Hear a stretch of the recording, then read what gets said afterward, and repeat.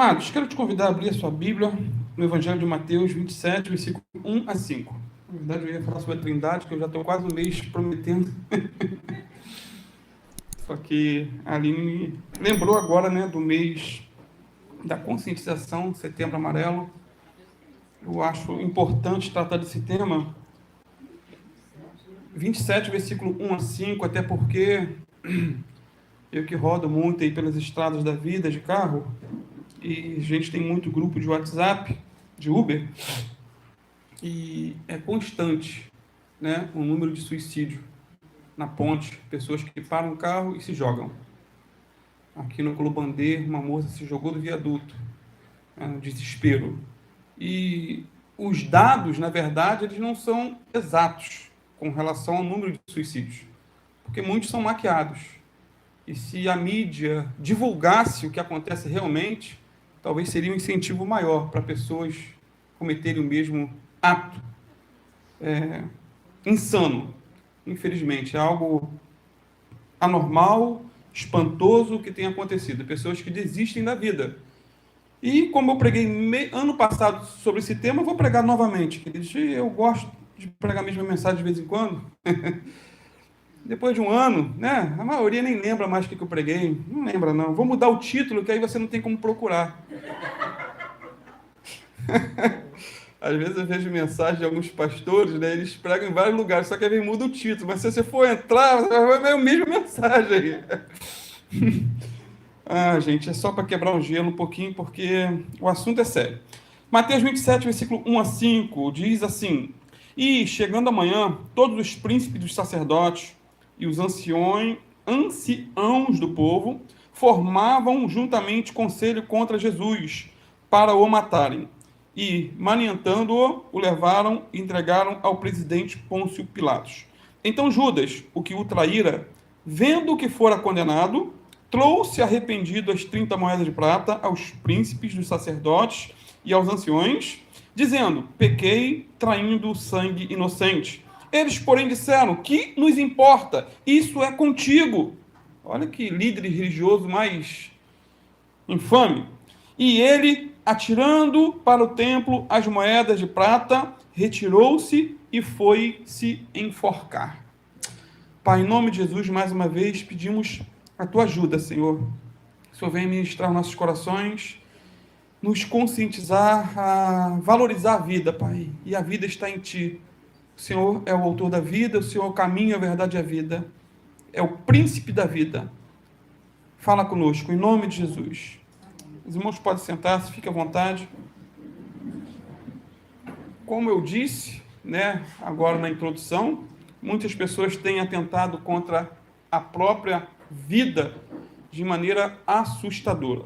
A cada ano, cerca de 1 milhão de pessoas se matam. Dados oficiais. Fora aqueles que não são registrados. O suicídio é a 4ª causa de morte no mundo. E é considerado um dos mais graves problemas de saúde pública do mundo. Mais graves problemas de saúde pública do mundo. Desde 1965, o índice de suicídio no mundo aumentou mais de 60%. 50% das pessoas em todo o mundo já pensaram em tirar a própria vida. 50%, eu me incluo. Eu me incluo. Já pensei. A cada 40 segundos, alguém tira a própria vida. A cada 20 tentativas de suicídio, 20 tentam, uma é concretizada. Então você vê que o número de pessoas que tentam tirar a vida é algo estrondoso, algo inimaginável. E o mais curioso, queridos, é que as pessoas que mais se matam não são moradores de rua, não são pessoas pobres, não são pessoas miseráveis, mas sim são médicos, empresários, profissionais concursados, pessoas que, assim, aos olhos humanos, não tinham motivos algum para atentar contra a própria vida. Ou seja, pessoas da classe média alta. Muitos personagens da Bíblia também atentaram contra a própria vida. Dentre eles, posso citar né? Os imperadores Nero, Marco Antônio, Alberto Santos Dumont, pai da aviação, Adolfo Hitler, Getúlio Vargas, e vão embora. A lista aumenta a cada dia. Enfim, milhares de outros personagens atentaram contra a própria vida ao longo da história. Dentre eles, nós temos um sujeito chamado Judas Iscariotes, que foi um dos apóstolos do Senhor Jesus, citado em nosso texto. Agora, como podemos definir aí o suicídio? Queridos, suicídio é o ato intencional de assassinar a si mesmo. É o assim chamado o último estágio da autodestruição. É o fim da esperança humana. A pessoa não enxerga mais uma luz no fim do túnel, e quando enxerga é uma locomotiva vindo para destruir ela. Essa que é a realidade. O suicídio é o naufrágio da esperança, diz determinado comentarista. A falência dos sonhos, o fim da linha, o fundo do poço, o desespero de não enxergar a luz da esperança no fim do túnel. A pessoa está com problemas inumeráveis, às vezes os problemas vêm todos juntos, problema financeiro, problema na família, problema no emprego, problema com o vizinho, problema com a sogra, com o cunhado, e junta tudo. Muitas vezes a pessoa não suporta e o diabo alimenta e diz para ela que o melhor seria acabar com a própria vida. Se mata, que você vai acabar com o seu problema. Não sabe ela que vai encontrar um problema maior. E o mais interessante quando se fala de suicídio, esse dia eu estava na fila do caixa eletrônico e os ímpios falando sobre suicídio. Estavam mostrando lá a foto da moça que havia se jogado do viaduto do Colubandê. E eles falando, não, isso aí não tem salvação não, hein? Pessoa que se mata vai para o inferno. Ímpio, queridos, ímpio. Ah, como que você sabe que é ímpio? Pelo linguajar deles, você sabe, dá para identificar. E eles falando. E tem muito crente que acha que não, que isso? Não. Deus é amor. Então, queridos, resumindo, suicídio é um pecado contra Deus, contra a família e contra si próprio. Geralmente quem se mata deixa uma carta, e às vezes culpa uma esposa, culpa um pai, culpa um filho, e a pessoa, além de perder um familiar, ainda fica com aquela culpa do outro ter se matado por causa dela. Culpa um namorado porque separou, um marido que abandonou. O suicídio é o atalho mais curto para o inferno. É claro que setembro é um mês de conscientização da vida. Né? Eu vou falar sobre a importância da vida, mas nós temos que falar um pouco sobre o inferno. O suicídio é o atalho mais curto para o inferno. Se alguém deseja ir para o inferno, o método mais conveniente para isso é o suicídio. Tá? Nunca pense que Deus vai dar um jeitinho. Ah, não, pastor, no meu caso, eu vou me arrepender na hora, em cima da hora, vai? Eu vou me jogar da ponte, aí no meio do caminho, eu me arrependo. Não entra por esse caminho, querido. Nunca. Quando vir o diabo soprar isso na tua mente, repreenda na hora. Não é o fim do túnel, não. Você está com muita dívida? Eu tenho as minhas também, tenho meus BOs. Senta com a esposa, irmão, vamos fazer, o que a gente faz? A gente corta isso esse mês, corta aquilo, vamos espremer aqui, espremer ali, vamos conversar. Dialogue, converse, abra o coração com alguém. O inferno pode estar bem distante de você nessa vida. De fato, pode ser que você leve muitos anos para acabar lá. Mas se você cometer o suicídio, vai encurtar os seus dias de vida aqui na Terra e apressar a sua ida para esse lugar que Jesus descreveu com fortes cores, com detalhes alarmantes. Judas buscou esse atalho. Me faz lembrar de um chofé, e o patrão estava do lado, e o chofé ali crente, cheio do Espírito Santo, e o patrão endinheirado, mas angustiado. E o patrão perguntou para o chofé, meu amigo, qual o melhor caminho para ir para o inferno? E o chofé respondeu, abra a porta do carro e se joga. Você vai chegar rapidinho lá. Ou seja, o patrão, cheio de dinheiro, estava pensando em suicídio, em morte. Então Judas escolheu esse atalho, buscou esse atalho. Ele assassinou a si mesmo. Ele desistiu da vida, colocou uma corda no pescoço e caiu no inferno. Desistiu da vida, colocou uma corda no pescoço e desistiu da vida. Que das maneiras que as pessoas se suicidam são as mais inimagináveis. Em João 17:12, Jesus chamou Judas de o filho da perdição. Quando o apóstolo Pedro levantou-se, lá depois de um período de oração, lá em Atos 1:16, 18, diz assim: homens e irmãos, convinha que se cumprisse a escritura que o Espírito Santo predisse pela boca de Davi, acerca de Judas, que foi o guia daqueles que prenderam a Jesus, porque foi contado conosco. Ou seja, Judas estava junto com eles ali no apostolado. Foi um apóstolo escolhido por Jesus. E alcançou sorte neste ministério. Estava junto com os apóstolos. Ora, este adquiriu um campo com o galardão da iniquidade. E, precipitando-se, rebentou-se pelo meio, e todas as suas entranhas se derramaram. Qual é o quadro aqui? Ele subiu para um lugar alto, amarrou uma corda, se enforcou, só que a árvore provavelmente não aguentou o peso, e na queda se arrebentou todo, e as suas vísceras ficaram à mostra, como diz o texto. No versículo 25 diz que Judas se desviou para ir para o seu próprio lugar. Queridos, o suicídio é algo antinatural, antimoral e antibíblico. Tirar a própria vida é ir contra o próprio instinto de sobrevivência do ser humano. Até do animal. Você pode ver o cachorrinho mais doente na rua. Você não vai ver ele se lançando na frente de um carro. Ele está todo leproso. Está um morto-vivo ali. E parte o coração da Manu, né? Cachorrinho, doentinho.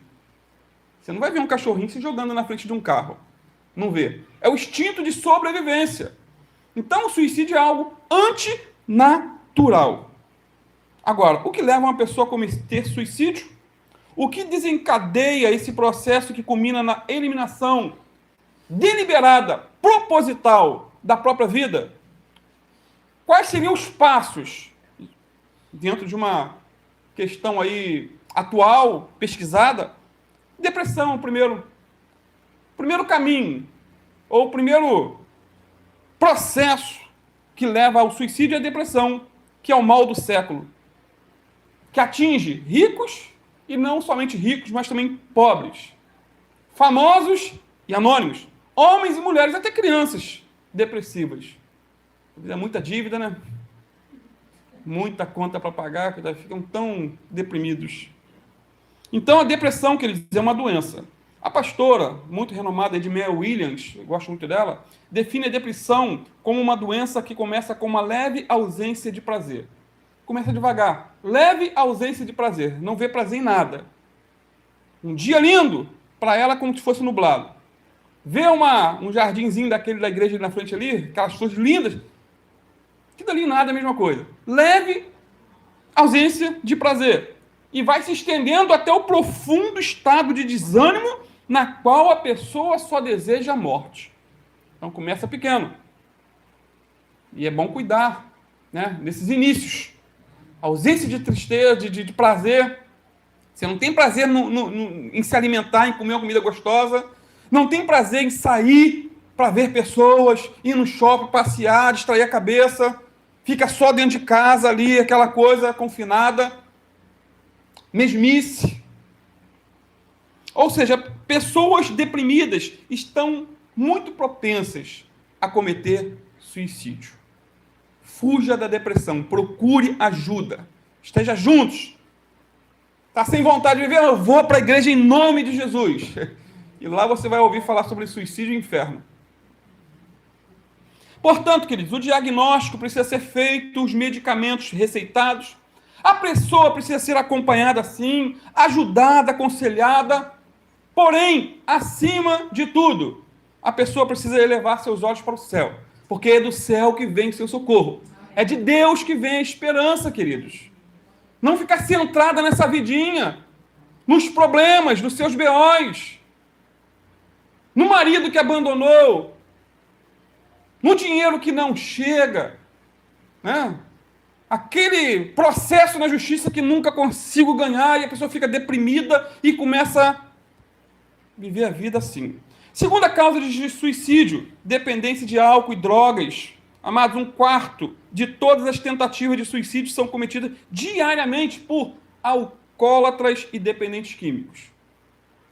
Ou o suicídio em si, ou a tentativa por si. Isso porque pessoas embriagadas e drogadas, elas são capazes de fazer coisas absurdas que não fariam se estivessem sóbrias. Sóbrias. O álcool é um ladrão de cérebros. As drogas bestializam o ser humano, né? O tornam como animais. Então, fuja do primeiro gole e fuja do primeiro trago. É o conselho que eu dou a todos. Pastor, não vos embriagueis. Eu posso tomar um golinho? Não, o ideal é ser um abstêmio. Eu sou contra, literalmente. Porque eu sempre falo a mesma coisa. E na minha família tem isso. Todos que se tornaram alcoólatras foram bebedores ou sociais no início. Todos que chegaram ao uso do K9, a droga mais mortal que tem aí atualmente, não estou muito por dentro, mas começaram com um cigarro. Um cigarrinho normal, um cigarro de maconha, cocaína e vai embora. É um abismo chamando o outro abismo. Então, todo drogado começou com pequenos tragos. E todo alcoólatra começou com pequenos goles. Então, fuja do primeiro trago, fuja dos pequenos goles. Amém? Se tiver que tomar gole, tome gole do Espírito Santo. Não vos embriagueis com vinho, no qual há dissolução, mas enchei-vos do Espírito. Efésios 5:18. Terceira causa de suicídio, perdas financeiras. Muitos empresários, depois de uma bancarrota financeira, não suportam a pressão de ter que começar do zero. Perdeu tudo da noite para o dia. Bom, quem investe em bolsa de valores, essas coisas, é assim, o cara tinha 1 bilhão na conta, no dia seguinte sumiu tudo. Acontece.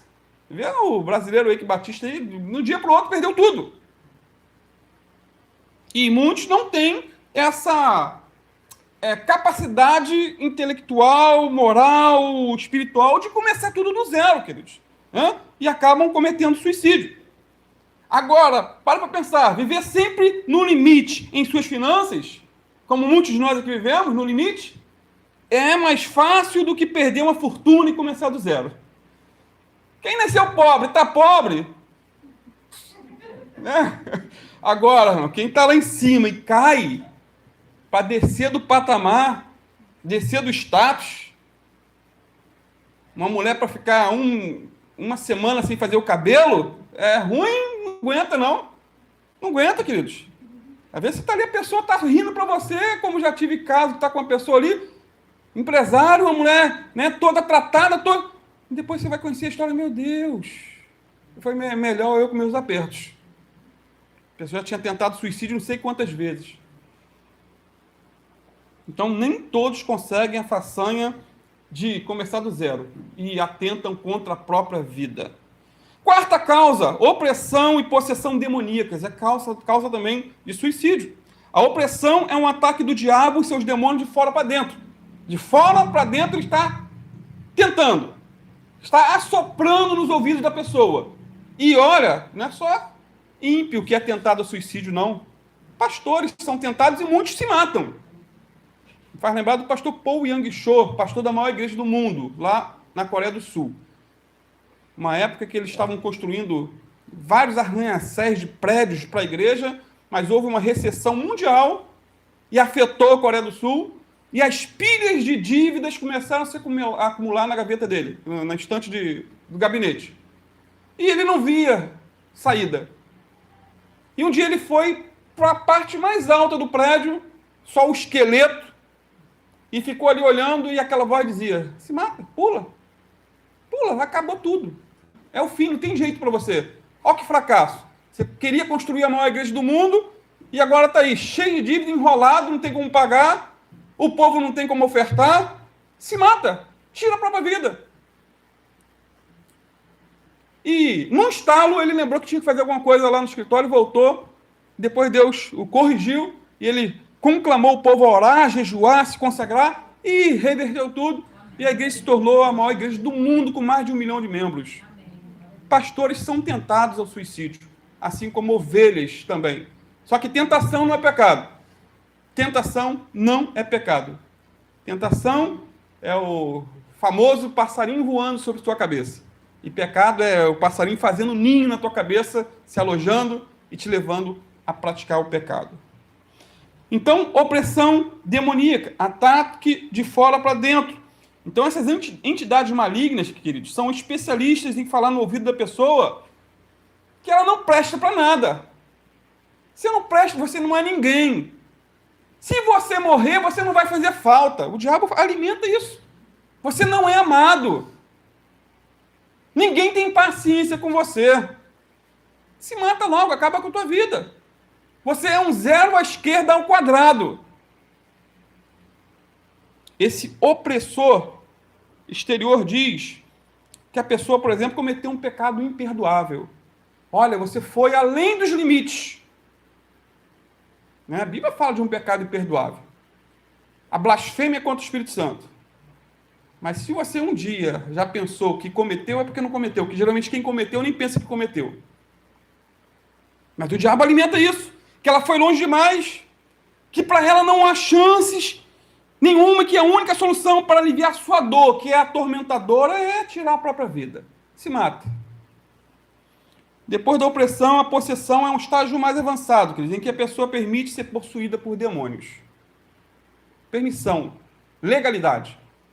Sendo assim, essa pessoa perde o controle da fala, dos gestos, dos atos, e muitas vezes até dos próprios pensamentos, como foi o endemoniado gadareno, bem descrito lá em Marcos 5. E como a Bíblia diz que o ladrão ele vem senão para roubar, matar e destruir, esses espíritos malignos induzem as pessoas a tirar a própria vida, assim como fizeram com Judas Iscariotes. A Bíblia diz claramente lá em Lucas 22, 3, que Satanás entrou em Judas. Por que entrou? Porque ele abriu a porta do coração, queridos. O diabo, ele é limitado, ele não pode entrar na vida de qualquer um sem ter permissão.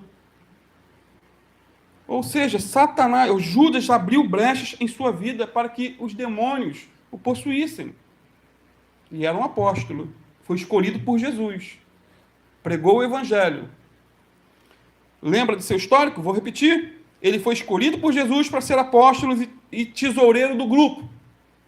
Ele que lidava com as finanças do ministério de Jesus. Só que ele passou a roubar dinheiro das ofertas. A Bíblia diz que ele era ladrão. E a parte de tesouraria é delicada dentro da igreja. E o Judas antigo, ele tem sido replicado pelos Judas modernos. Quantos pastores ladrões, quantos tesoureiros que não têm temor com o dinheiro que entra das ofertas.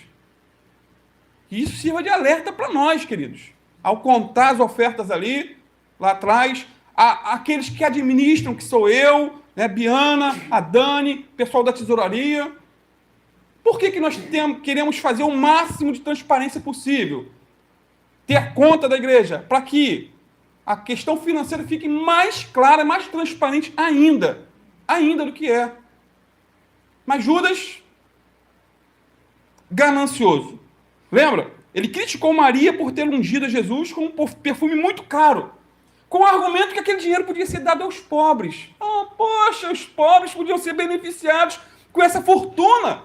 Maria vai e joga o perfume em cima de Jesus. Jogou dinheiro fora. Mas, na verdade, ele estava pensando em seu bolso. Ele ficou visualizando, caramba, olha quanto dinheiro podia ter vindo para o meu bolso. E foi. E mais, queridos, ele planejou trair a Jesus conscientemente. Foi planejado, foi premeditado, foi arquitetado. Não foi um pecado acidental, mas foi maquinado. Porém, amados, em meio a todos esses pecados de Judas, penso eu, ele poderia ter se arrependido. Ele poderia ter resistido às tentações do diabo e voltado atrás. Até porque Pedro também havia pecado. Lembra de Pedrão? Porém, a diferença entre esses dois pecadores é que Pedro confessou o seu pecado, se arrependeu e voltou-se para Jesus, com lágrimas nos olhos. Judas, por outro lado, não se arrependeu. E, consequentemente, não voltou-se para Cristo, mas preferiu matar-se. Sendo assim, não siga o exemplo de Judas que desistiu da vida. É um péssimo exemplo. Desistiu da vida, abriu brechas anteriormente. Mas siga o exemplo de Pedro, que se arrependeu dos seus pecados. E até em pensar em suicídio também é um pecado. Se arrependa. Senhor, não quero mais nem pensar, nem que isso venha à minha mente. Eu posso até orar como Jó, ainda que ele me mate, ainda assim eu vou continuar confiando nele. Mas eu não vou me matar. Então, Pedro se arrependeu de seus pecados e buscou o autor da vida, que foi o Senhor Jesus, e não apelou para a morte. Quinta causa do suicídio: solidão e desamparo. Queridos, as pessoas que cometem suicídio geralmente têm um sentimento obsessivo de desamparo, falta de esperança, falta de valor. Elas pensam que não importa se vivem ou morrem. Ninguém vai dar conta, ninguém vai sentir falta dela. Eu não vou fazer falta para ninguém, se eu me matar. E o diabo alimenta isso. Pessoas que pensam que seus amigos e familiares estarão bem melhor sem ela. Pensam que o suicídio é a única forma possível de escapar dessa dor emocional, angustiante e insuportável. Então, vou me matar, pastor, porque pelo menos vou sair dessa realidade, desse inferno que eu vivo. Só que não pense que se matando você vai fugir do inferno que vive, mas você vai para um inferno eterno.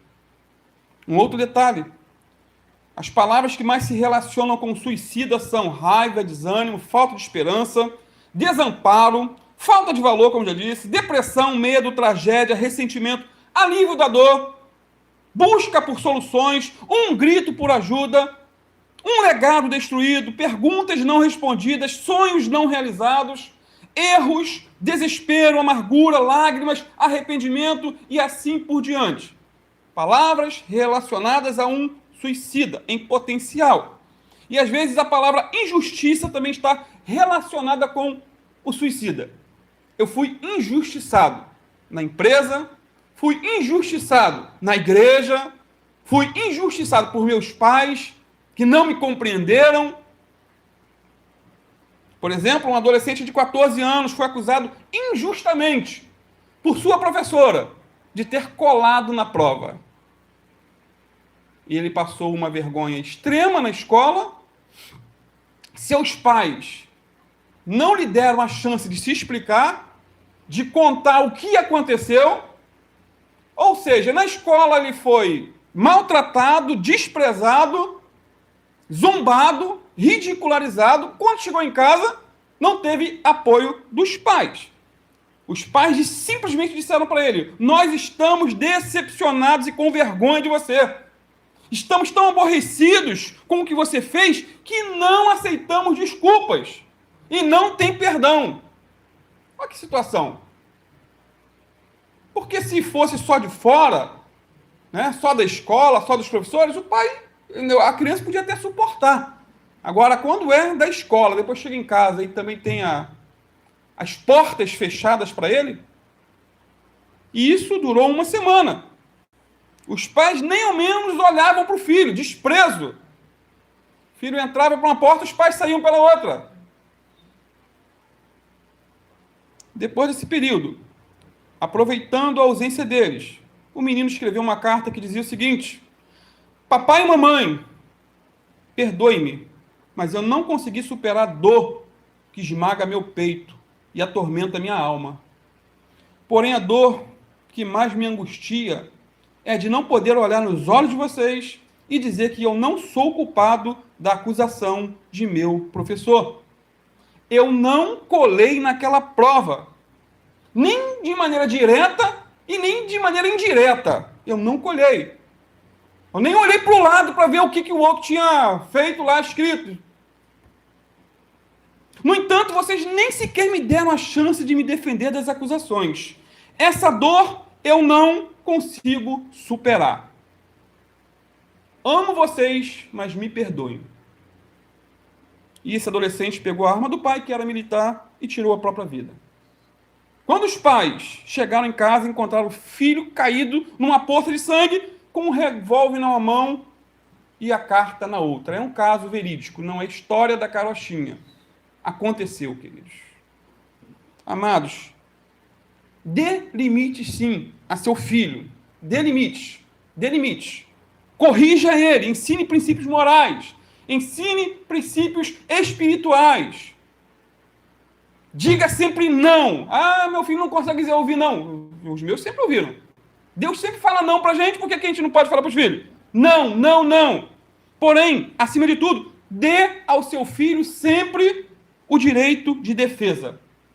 E mesmo que ele tenha errado, pecou, cometeu algo muito horroroso, envergonhou meu nome na sociedade, te decepcionou, estende a mão e perdoa, assim como Jesus tem perdoado você e a mim. Amém, amém, queridos? Amém.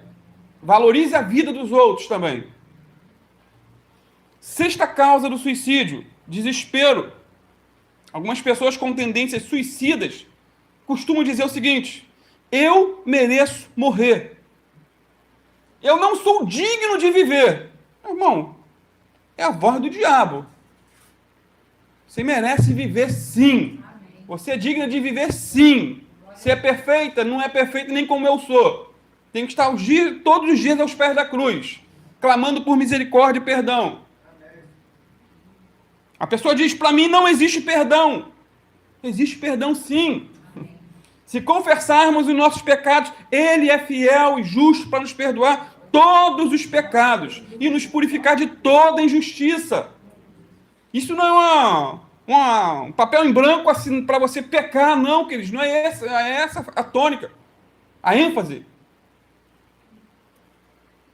Então, o suicídio é uma espécie de ira contra si mesmo. O suicídio é um impulso de matar a si mesmo, ser morto e morrer. Existem pessoas que chegam, às vezes, a um ponto que não encontram uma saída. Por exemplo, um pastor idoso, após anos e anos de ministério, de vida ilibada, na presença de Deus, com uma igreja saudável, depois de velho, ele cometeu um deslize moral. Adultério. Sua vergonha foi tão grande, mas tão grande. Ele não se perdoou. Tomou veneno e se matou. Aí você vê um outro caso, está no YouTube. Depois leia, assista. A confissão de Jimmy Swaggart, que havia cometido adultério. Ele era um pregador de fama mundial, queridos, aonde ele ia, era a nível de Billy Graham. Até hoje está vivo ainda. Só que ele caiu. E um dos motivos era tanta viagem, tanta coisa, que ele relaxou na oração, no jejum, na leitura da Bíblia, e foi indo, tipo assim, o carro quando está na banguela, né, sem acelerar, vai embora, deixa a vida levar. E isso abriu brechas, ele caiu.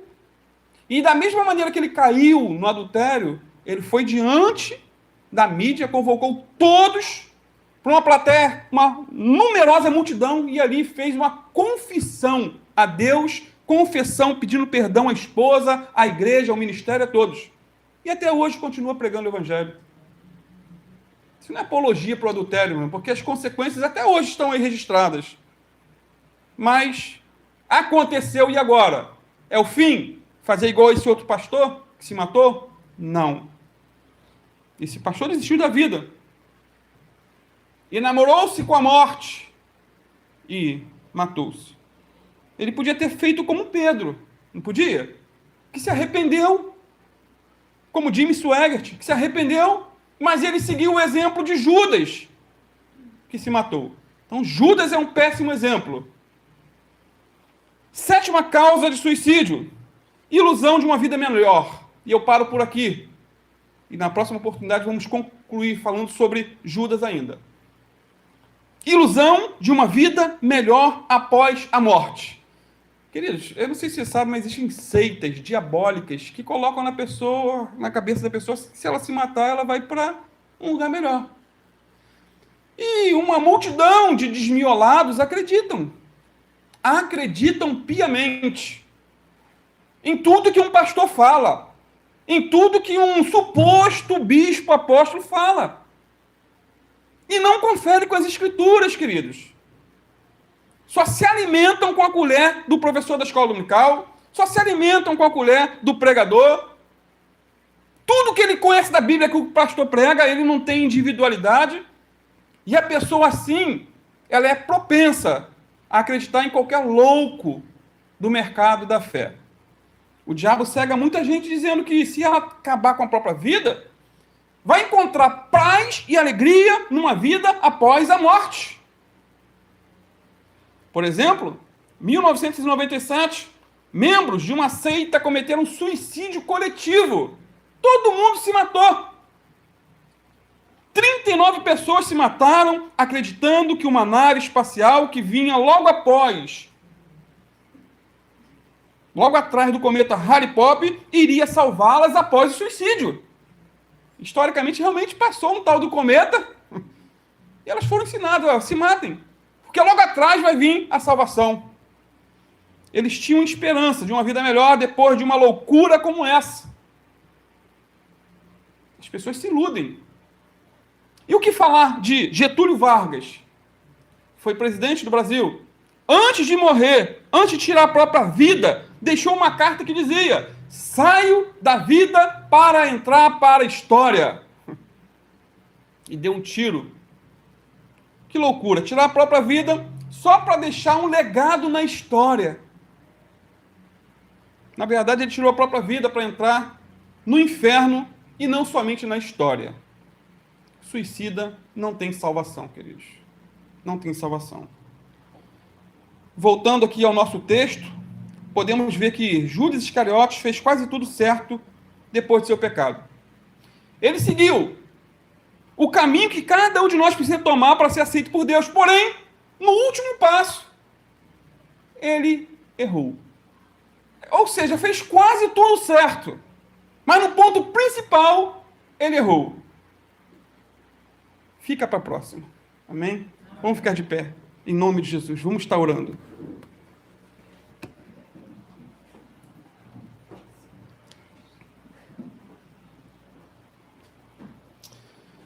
Santo Deus, te louvamos, Pai, por tudo, por essa palavra. Infelizmente, é uma palavra um tanto quanto pesada, assim, em certo sentido, porque falar de suicídio, de morte, não é nada agradável, Pai, mas é necessário.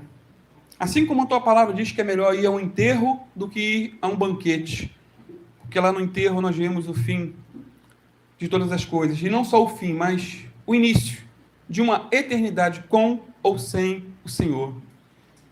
Senhor, ajuda-nos a valorizar a vida. Senhor, só o Senhor pode colocar em nossos olhos o colírio da vida eterna, Pai, para enxergar a vida como ela é. Livra-nos, Senhor, de toda doença da alma, toda depressão, Pai, que é diagnosticado como doença, sim, mas que há tratamento, sim, dentro da área médica, e há tratamento, sim, aos pés da cruz, Senhor. Ajuda-nos, Senhor, a dar a volta por cima, Pai. Ajuda-nos a vencer cada tentação, porque cada um é tentado de uma maneira.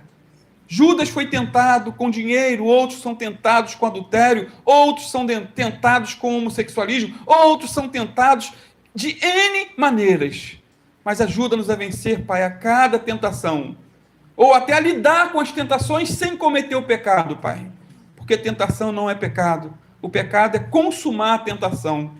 Ajuda-nos, Senhor, a viver na Tua presença. Ajuda-nos a caminhar contigo. Ajuda-nos, Senhor, a perdoar os nossos filhos quando errarem. Ajuda-nos, Senhor, a pôr limites, sim. A mostrar que pecado é pecado, sim. Que desagrada a Deus, sim. Mas ajuda-nos, Senhor, ao invés de só usar a vara quando errar, apresentar uma maçã, um doce quando acertarem, Pai, para a Tua glória, Senhor. Fica conosco nesse dia. Abençoa o nosso domingo, Pai. Abençoa o nosso almoço, a nossa volta para os nossos lares. que possamos ser instrumentos de vida, ajudar outras vidas a olhar para o autor da vida, que é o nosso Senhor e Salvador Jesus Cristo. Cobre-nos com o sangue do Cordeiro, Pai. Livra-nos de todo mal. Fica conosco. Em nome de Jesus.